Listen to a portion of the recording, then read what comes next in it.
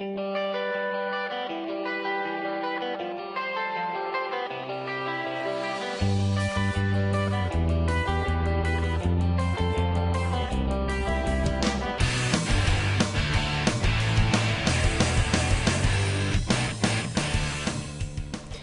to Music Fusion Fridays here on KBVR. I'm Maya Holmes. And I'm Brittany Wooten. And we're the Blonde Bombshells. Here to give you your weekly music news. Does it seem like summer is still too far away? Well, it's time to get out those flip-flops and get ready for some end-of-summer Oregon music because the 2011 annual Pickathon lineup has just been announced. Pickathon, now in its 13th year, is one of Oregon's most popular acoustic indie roots music festivals, and it returns to Happy Valley on Friday, August 5th through Sunday, August 7th this year, and it's going to be bigger than ever. According to Oregon Music News, it will once again be spread out over 6 stages at the 80-acre festival grounds of Pendarvis Farm on Mount Scott near Portland. Headlining is Mavis Staples, who won a Grammy on Sunday for Best Americana Album with You're Not Alone. The rest of this year's lineup includes Bill Callahan, Lee Fields and the Expressions, Caliphone, and Fruit Bats, to name just a few. As of February 14th, tickets became available online with early Thursday entry, tickets going for just $55, and full weekend tickets for $130. Make sure you get your tickets for this end-of-summer musical map. As Green Bay celebrated the return of the Lombardi Trophy to its rightful home, the Northwest relished in the announcement of the 2011 Sasquatch Music Festival lineup. It was revealed on Super Bowl Sunday in Seattle, where Portland's The Thermals played the Sasquatch launch party with Das Racist and Mad Rat. According to Oregon Music News, all 3 will appear at the festival. And celebrating 10 years in action, some of the 2011 headliners will be Foo Fighters, Modest Mouse, Death Cab for Cutie, and Portland's own Pink Martini. There are many more bands planning to perform, so be sure to check out the Sasquatch 2011 website at sasquatchfestival.com. And definitely be sure to attend this year's festival, which takes place in the Gorge over Memorial Day weekend on Friday, May 27th to Monday, May 30th. After many years together, long-running Portland electro ensemble Fleshtone gave its last performance this past weekend at Valentine's. The band was formed in 2004, and according to Matthew Singer of Willamette Week, the band initially began as the extension of founder Jamie Hansen's performance art before evolving into a synth-powered dance outfit with a rotating lineup that once contained 12 members.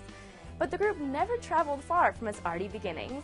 In fact, most fans will remember them not only for their music, but also their stage spectacles, which included outlandish costumes and choreography. They will be missed, but their music will live on. With art and music programs getting cut from schools across the country, the responsibility for teaching kids how to make a glorious racket is falling on the shoulders of independent citizens. In Portland, the monthly children's variety show Yoo-Hoo introduces little ones to the overwhelming power of rock. But according to Matthew Singer of Willamette Week, the new bi-monthly Young Artist Workshop is going to show them how they themselves can rock. Its first seminar, titled Make Your Own Junkyard Band, will take place at the Woods in Portland on February 27th from noon to 4 p.m. According to the program's creators Seth Mankowski and Matthew Berger, the lesson will involve instrument building with recycled materials, songwriting, learning to play with a band, and a live performance on a professional stage. Although the Young Artist Workshop are aimed at kids between the ages of 9 and 12, this sounds like something musicians of all demographics could benefit from. Since their formation 5 years ago, Portland rock band The Builders and the Butchers are still going strong and gathering momentum. After the release of their 2007 self-titled debut and its 2009 follow-up, Salvation is a Deep Dark Well, the band earned a reputation for delivering raucous live shows the world over. According to Ezra Ace Karef of the Portland Mercury, the band recorded their 3rd full-length album, entitled Dead Reckoning, around this time last year and then released it overseas in the winter of 2010, months before setting on a domestic release date with their new label, Portland's Bad Man Recording. Recently, the Builders and the Butchers played at the Wonder Ballroom this past Tuesday and gave Portland a taste of their new album.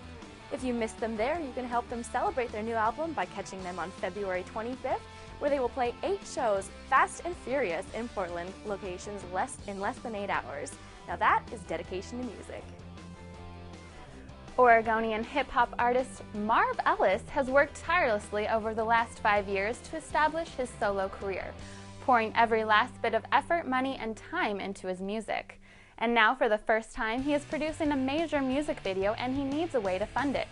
Instead of borrowing money from a label, he's doing it himself using the website Kickstarter.com. According to Kevin Tamanka of Oregon Music News, in April 2009, the launch of Kickstarter did not make national headlines. Based on a concept now called crowdfunding, which was a very new idea at the time, any artist who wanted to fund their art could set a monetary goal in a reasonable timeline. Then the artist makes a short video and writes a few words about what the money will fund. People who browse the site can choose to fund projects that seem worthwhile, and in return for their donation, the artist usually offers pieces of their art or some other form of thank you for a generous donation. If they reach their goal by the deadline, the artist receives the donations. If the artist doesn't reach their goal in the allotted amount of time, donations are not received and the artist can try again. This simple idea has exploded in popularity and made Kickstarter one of the easiest ways to get an art project funded. So if you've seen Marv Ellis rock the house at one of his many free shows, maybe you can reach in your pocket and give what you can to fund his project and help keep those shows free. And if you haven't seen Marv yet, check out his Kickstarter page or catch one of his regular Thursday night gigs at Whiskey Bar in Portland. The Corvallis Folklore Society has recently been very busy, sponsoring 2 performances at the Majestic Theater this past weekend by Neil Gladstone and his band, along with an opening set by the Plain and Hino Blues Band. According to the Gazette-Times, Neil Gladstone and company performed their original and upbeat music, and later the Plain and Hino Blues Band was joined by the Creighton Lindsay for the opening set. Gladstone has produced 6 albums of original material, his group has played all over the Northwest, and his compositions have aired on a number of NPR programs. Dave Plain and Jeff Hino have been performing their blend of acoustic blues, folk, and original material since 1990. They explore the interplay of blues harmonica, national steel slide guitar, and vocals. Sounds like it was quite the weekend for the Corvallis Folklore Society. Hope you got a chance to check some of it out. According to the Gazette-Times, music and nature are linked on a variety of levels, and their partnership was renewed when the Bush Pilots staged a concert at Sunnyside Up Cafe last Saturday for a Philomath-based nonprofit group. The event is part of the Second Saturdays concert series, and it was the Bush Pilots' 3rd performance for the Second Saturday series. Based in Albany and Corvallis, the Bluegrass Trio is comprised of Pete Kozak on banjo, mandolin, and vocals, Ron Ben-Shuf on guitar and vocals, and Rainier Farmer on bass. The beneficiary of the event was Planting Seeds, whose mission is to create therapeutic gardening programs for children and families affected by violence and trauma. The organization implements garden-based therapy programs in a variety of settings in both urban and rural areas in Oregon. Second Saturdays is sponsored by Corvallis Alternatives to War, Chapter 132 of Veterans for Peace and Troubadour Music Center. To keep these community-friendly programs alive, a $5 donation is suggested at the door. Joanna Lee began writing songs in the mid-1990s when she was just 11 years old, and now, at 25 years old, has established herself as a talented singer-songwriter of indie folk and soul music in Central Oregon. Lee is a graduate of Bend High School and got her musical start during church performances with her 2 musical parents. Over time, she has developed a style that blends R&B, folk, soul, and rock sounds into an acoustic blend that's hardly what one might expect.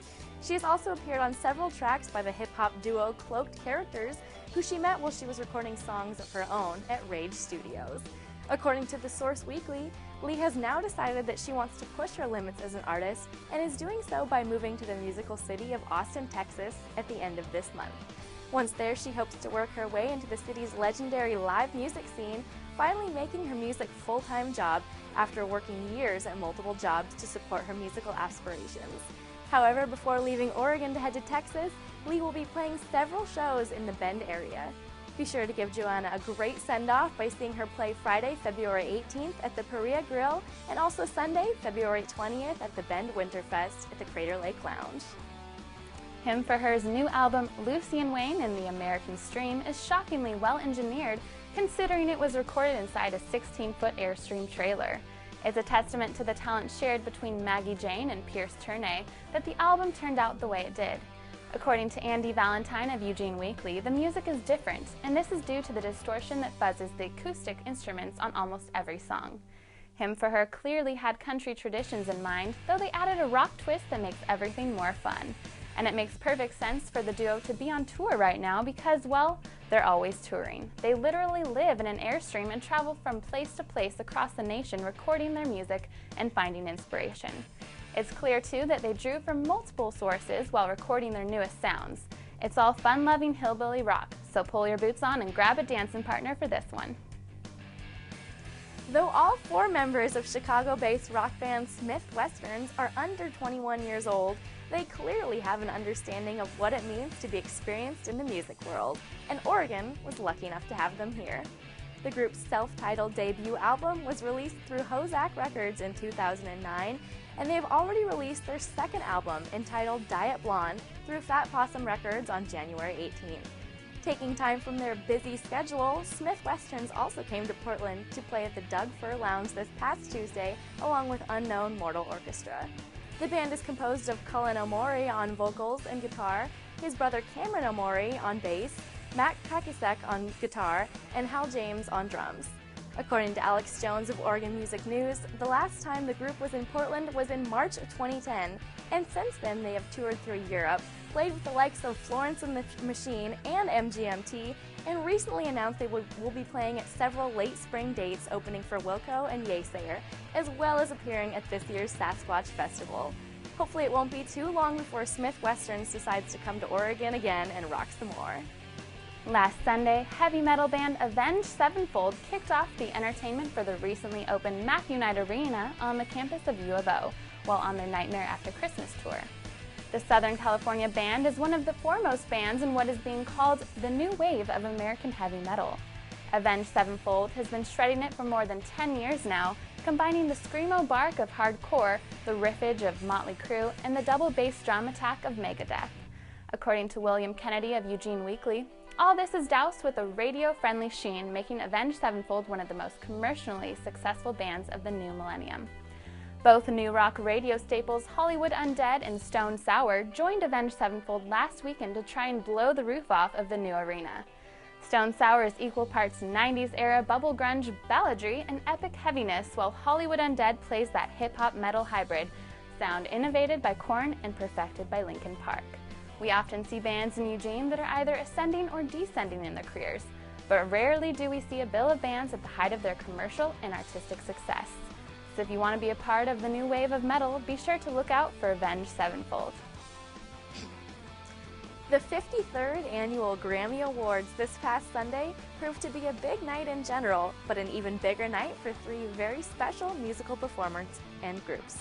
Southern trio Lady Antebellum's Need You Now was named Record and Song of the Year, and the Best Album honors went to Montreal indie rock band Arcade Fire for The Suburbs, the 3rd studio album from the 7-member band.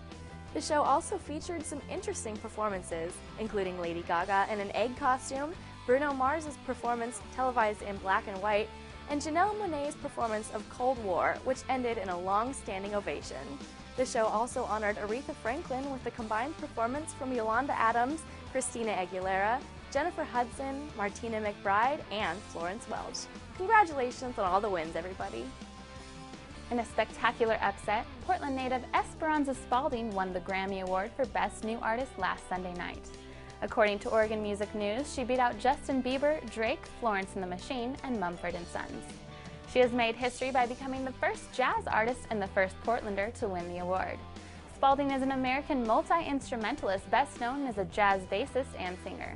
She hopes that her win brings attention to some of her fellow jazz performers, saying, quote, "I hope people realize that there are a lot of things happening in the jazz world that they may not know about, and that I'm one of them," end quote.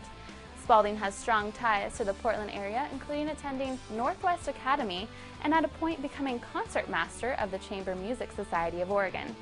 Spalding is currently on tour and will be in Portland at the Newmark Theater on Broadway February 25th. You definitely won't want to miss this fresh young artist. Well, that's all the music news we have for you today, but stay tuned for more music videos and Locals Live. See you next week!